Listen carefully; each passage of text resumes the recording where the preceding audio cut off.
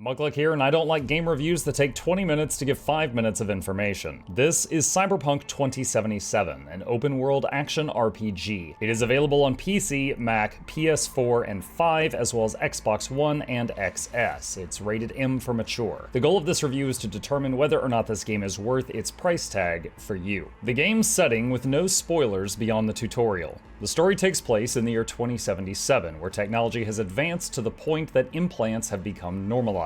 People have plugs in their necks to connect to machines, replace limbs and body parts with prosthetics to do different jobs, and corporations are often more powerful than governments. Imagine a world where getting hacked could mean someone reboots your eyes. In this world, you play the role of V, a mercenary. You and your crew get a job offer for a major heist, one that will pay the bills for a long time to come. However, a chain of events happens that leaves V with a deteriorating condition. Your goal in the main questline is to find someone capable of helping you and convince them to do so, whatever the cost. And do hundreds of side quests along the way, if you fancy it. The general gameplay. After picking the difficulty you wish to play on, which can be adjusted later if you change your mind, you select V's background, whether V should have a male or female appearance, voice, how you look, and your starting stats, and dive in. After doing a few quests that ease you into the groove of the game, you are free to do what you want. You can continue the main story questline immediately, or do side jobs and gigs for various people around the city. You are a mercenary after all. Hunt gang members with bounties, or just explore. In combat, there are many styles, including stealth, melee with weapons or implants, firearms, explosives, and hacking. Hacking in this game is the closest thing to magic in this universe. You can make people's weapons explode, or grenades they possess to detonate, or disable their eyes for a time, all kinds of stuff. Outside of combat, your skills can give you access to new areas and various dialogue options. High body stat means you're strong. You can bully people to get your way or tear open a door that you shouldn't have access to. High intelligence might allow you to hack that same door and make it just open for you, and offer some dialogue options related to outsmarting other people, things like that. You will get more stat points every time you level up, as well as perk points to use in the talent trees for any of the stats. Which things you decide to invest points into can vastly tailor your playstyle. In quests, this game is 100% choices matter. Many missions offer a multitude of ways to complete them, which can change the story, meaning side missions and the main one. How much playtime should you expect? Cyberpunk 2077 took me about 73 hours of gameplay to complete the main story, the Phantom Liberty DLC story, and 162 side quests. There is still much more to do, but that is when I put the mouse down and started making this review. This is easily a 100+ hour game for the average player, and is the kind of title that if you enjoy it, you can do multiple playthroughs and get very different experiences, both in play styles from how you build your character and also from the choices you make on your quests. Comparisons to other games. If using firearms, Cyberpunk of course has similarities to any other first-person shooter. The choices you make yielding so many different outcomes of various quests was similar to the Dragon Age games. No, not that one. The hacking system was similar to Fallout's VATS system, and the large open world gave freedom similar to games like Elder Scrolls or Witcher 3. Cyberpunk's systems definitely pull inspiration from many other genres, but they do so in a solid way. The graphics. Night City is, in a word, stunning. It is absolutely massive, and you can get lost wandering in it for hours if you don't use the map, and every inch of it is highly detailed. The locales, the people, the items, the vehicles, the inside of the vehicles, all of it looks fantastic. Sound and music. The game's sound cues are on point and reliable, such as when someone notices you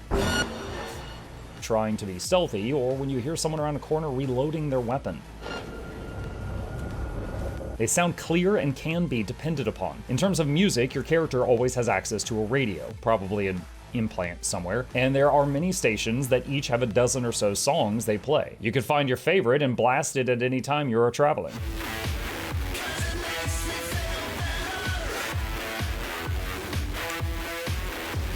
Controls. Cyberpunk 2077 can be played with a controller or with a mouse and keyboard. I played the game with mouse and keyboard and had no issues here. If there are any controls you dislike from the default, the game does allow you to rebind them. Saving system. The game autosaves at key moments, but you can also save at nearly any time, as long as you aren't in combat. This includes in some dialogue moments where you're making a major choice. You can save the game and try out multiple options if you wish to reload and play different outcomes after that point. Content creator concerns. I streamed my entire playthrough on Twitch Twitch and YouTube, and uploaded the entire thing to our Mucklet Plays YouTube channel and did not experience any muted VODs or have any issues with copyright claims. However, I did experience ad suitability restrictions on YouTube that limited monetization on some VODs and videos. This was honestly to be expected with an M for mature game. Do I have anything negative to say? When Cyberpunk first came out, it got a lot of negative press for how broken the game was. Enemies clipping through walls, vehicles flying into the air, all kinds of systems were failing. During my playthrough, nearly 4 years later, I'm happy to say that it seems that nearly all of these issues have been fixed. It did have some occasional jankiness while playing the game, but it felt like when playing Skyrim and you see an NPC ragdoll in a weird way, not in a the game is unplayable kind of way. Final thoughts. I picked up Cyberpunk due to a large number of my community bullying me to try it, but was shocked by how much fun I had. The immersive city, the many different ways of building your character, the quests with their many different outcomes depending on how you play had me hungry for more, to the point that I postponed finishing the game just to do as much additional side content as I possibly could before finishing my first playthrough. For how much fun I had, the high level of replayability, and how well the game performed, I have to say that for me, Cyberpunk 2077 felt absolutely worth its price. This video was not sponsored, so if you enjoyed it, please consider hitting that like button to help us out with the YouTube algorithm, and subscribe for more content. If you'd like to see more of my own playthrough of Cyberpunk, I'll include a link to that playlist from our other channel down below. Subscribe there too. As always, a massive thank you to our dear patrons who make content like this possible. If you'd like to become a supporter and earn early access, there's a link to that in the description. Good luck out there, Tune.